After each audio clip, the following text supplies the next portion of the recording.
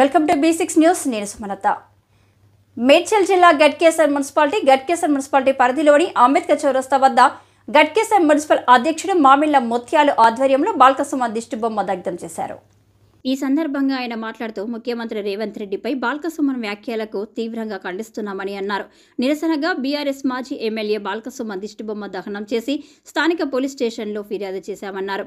ఈ కార్యక్రమంలో 11వ వార్డు కౌన్సిలర్ కడుపొల్ల మల్లేష్, 18వ ward councillor Kuthadi Ravinder, Ghatkesar municipal Congress party ప్రధాన కార్యదర్శి బర్ల రాధాకృష్ణ, ముదిరాజ్, మేడబోయిన వెంకటేష్, ముదిరాజ్, శశిధర్ మల్లేష్, బొక్క ప్రభాకర్ రెడ్డి, కొంతం అంజిరెడ్డి, ఉల్లి Anjaneyulu, Macchender Reddy, Bokka Sanjeeva Reddy, Ghatkesar minority president Farooq Baig, Syed Ashraf Ali, minority Medchal Malkajgiri vice president Srinivas, Bokka Satti Reddy, Sai Chiran Reddy, Kadapalla Sudhakar, రాజు, మేకల సునీల్ తదితరులు పెద్ద సంఖ్యలో పాల్గొన్నారు.